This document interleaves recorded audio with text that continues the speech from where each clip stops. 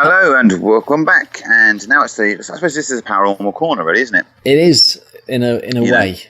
Yeah, in a way. It's a different paranormal corner to usual, because usually we feature quite chilling story. Do you know what I mean? Usually have quite a chilling story in a paranormal corner. We feature something quite unusual. But we've got something here which is not as scary as you'd expect it to be. No, but it is on an actual paranormal website, which I find very interesting. Yeah, and we'll talk about what we think of this story. And this is a ghost story, a allegedly true ghost story. Mm-hmm. And I've actually called it probably the worst ghost story I've ever heard. So bad that I had to sort of make Freddie aware of it. Definitely, and it's a brilliant one. And obviously, when you have ghost stories and someone says it, sometimes you try to work out what it could be. Maybe it's a trick of the light. Maybe this, it's there was something causing this. And we've got our own theory as to what behind this story. We have, but I originally heard it on another podcast, another podcast on the paranormal about all creepy stories. The guy was actually read this story out, and me and my son were listening to it in the car, and I just turned around to him and I couldn't believe what I was hearing. I was thinking, what is this? How can this be a ghost story? But it's as I say, it was in about.com, About Entertainment, in the paranormal phenomena the paranormal phenomena section, and it's called Evil in a Diner Restroom. Ooh. Okay. Do you want me to? I'd say in the UK it'd be something like a little chef, wouldn't it? It would be. It would be a little chef, yeah. So if you're a UK listener, imagine you're at a little chef when you hear this story. Okay. This story may sound unbelievable, but I promise you that it's 100% true. It did not actually happen to me, but rather my friend, who was only a few feet away from me. This occurred in a truck stop diner somewhere in Mississippi in May 1988. Quite a while ago then. Yeah, but if you're in the UK, on the way to Milton Keynes, Little Chef. Little Chef, yeah. My friend and I were travelling through Mississippi on our way to Arkansas when we stopped at the diner for dinner. While we were waiting for our food to come, my friend decided to go to the men's room to wash his hands. That was all he had to do, wash his hands, because my friend was a very hygienic person. I'm getting a sort of a Charles Hawtrey vibe coming. Yeah, it's someone like, Kenny Williams there, he kept washing his hands and cleaning things and cleaning film. Yeah. Someone who's a bit OCD about the cleanliness, I feel. I think the next paragraph might explain their relationship. Right. As my friend approached the men's room door, a horrible smell emanated from the restroom, despite the door being closed. My friend felt a surge of adrenaline course through his body. Surely the air inside the restroom was unbelievable. But he had to wash his hands before he ate, because he recently touched a fuel pump. There you go. That's why, you know what I mean? He didn't want to get petrol in his mouth or catch it from that. I'm thinking the fuel pump is probably a euphemism for something else. I reckon so, yeah, and hanging about in toilets and stuff like this. Yeah, so, okay, it's not getting creepy yet, though, is it? As far as not really. No, he's got dirty hands. He's gone to the bogs. There's a smell in there. And basically the toilet, what male toilet doesn't stink? Okay, but it might start getting a bit weird now, so let's carry on and see what happens. This is the guy thinking now, so he's thinking. Yeah. Perhaps I can hold my breath long enough to wash my hands, he reasoned in his mind. He pushed open the door, and what he next saw and heard caused him to panic. Beneath the walls of a stall, my friend saw a pair of feet moving downwards, as if to brace the floor. He then heard a gigantic groan, a groan that could be likened to that of a lost soul being cast into a lake of fire. The groan was immediately followed by an equally loud body noise and subsequent plop of water. How weird. So he's gone into the bog. There's actually a man inside the toilet having a dump, but being very vocal about it. Yeah, he's groaning and the sound. I mean, obviously, sometimes if he had IBS, then he might make a sound that sounds like he's been cast to a lake of fire, wouldn't he? Yeah, it could just be had a curry the night before, or just be constipated. He could have gotten his revenge, couldn't he? He could. And so he goes on.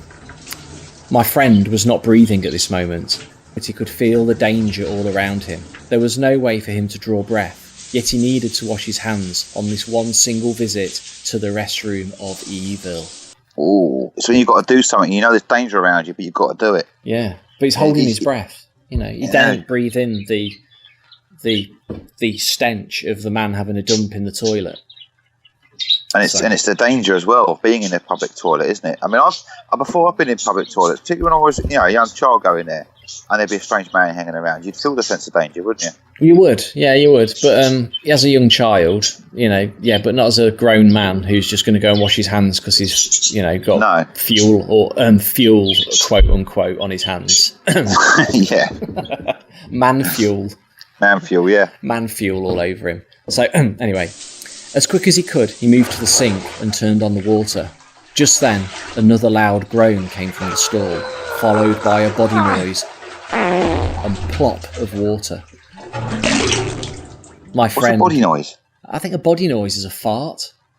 I think he's being polite. Oh, right. It's written by an American, so they don't say fart, do they? So it'll be a body noise. So yeah, basically farts, and then there's like the plop of the water. Ooh. So my friend washed his hands as quickly as he could, but despite how frightening this encounter was, the experience became even worse. Right, so here we go. We've got to... How can it get worse? I don't know. It's going to get really frightening now. The ghost has got to appear pretty soon because there's only 4 paragraphs left. Yes. So there's been no ghost yet, by the way, has there? We're waiting for this finale. Washing his hands, man having a dump in the toilet. He's obviously going to see something in the mirror, isn't he, like in the horror film? Yeah, definitely. Or something's going to appear in front of him, or something's going to grab him. Okay. Yeah, so let's see what happens. My friend quickly realised that the faucet, that's a tap if you're English, the tap knobs were covered with a greasy substance that appeared to be lard. Ooh. Personally, I suspect that it was ectoplasm, but there's no way to prove that now. My friend struggled to get the grease off his hands as quickly as he could. He felt the life draining from his body and desperately needed oxygen. So what's happened is someone has pressed the soap dispenser, as you do, put soap on the hands, and then realised they've not actually turned the taps on yet, and turned the taps on, thus leaving soap on the taps. Yeah, so basically. It wasn't lard or ectoplasm, it was soap. It was soap, definitely. Yeah. So another groan came from the stall. My friend quickly looked, and those feet were once again braced to the floor. Then came the body noise. Then came the plop. Naturally, my friend felt now he was in hell. Only a moment before passing out, he was able to make it out of the horrible place and finally inhale. So he managed to wash his hands, basically, without breathing. Without breathing. That's amazing. In those moments of panic, you have to do. He's like a real hero. Under that amount of pressure, to still be able to manage to wash your hands, it takes a lot. It's amazing. Yeah, it must have in the SBS, you taught how to hold your breath for over a minute. It must have PX Special Forces or something, I think. This bloke should be in the SS if he can handle that. Oh yeah, definitely. So basically, he comes back now to his friend. He sat down at the dinner table. He told me what he'd just gone through. I felt like I had just dodged a bullet.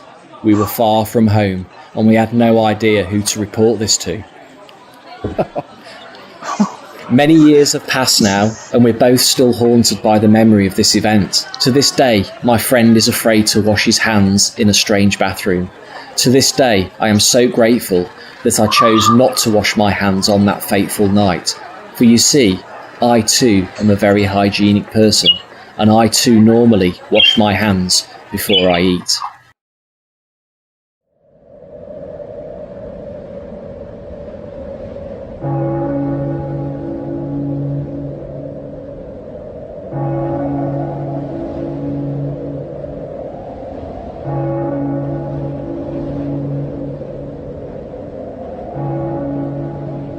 So there's a close escape there, and it could have been him. It could have been him, but that's the end.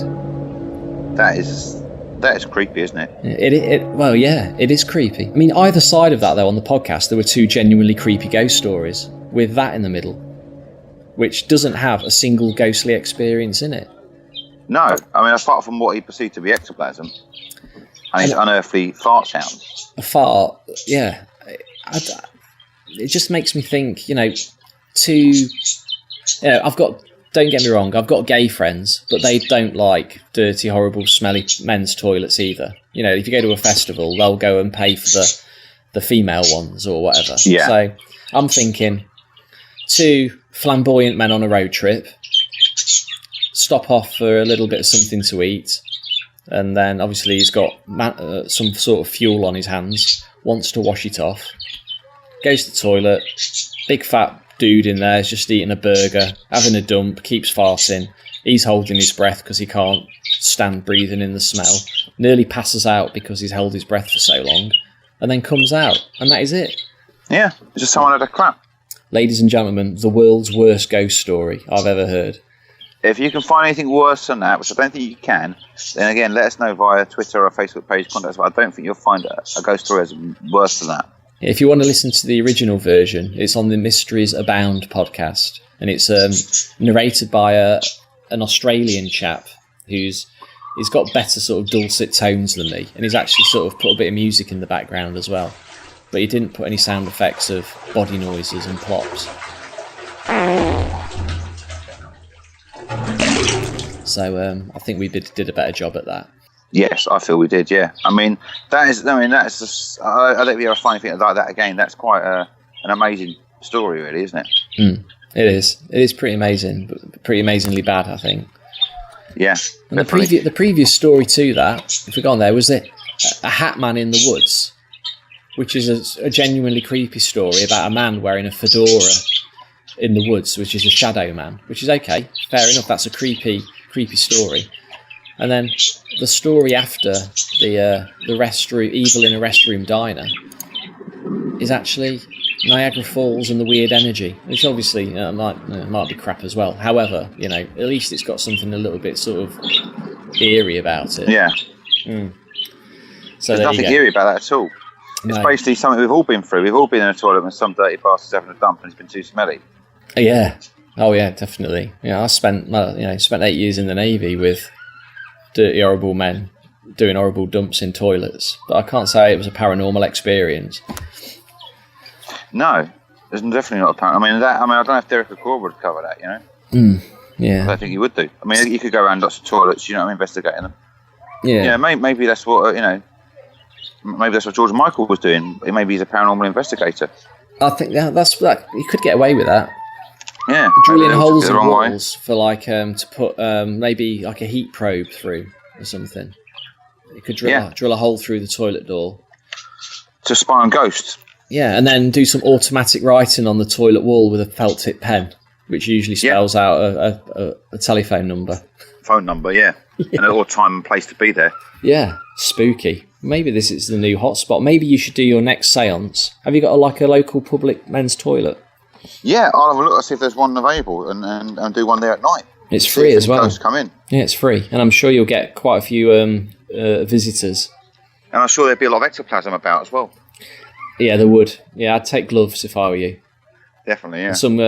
A box of tissues. Cool. Maybe some sort of ghost protection, I feel.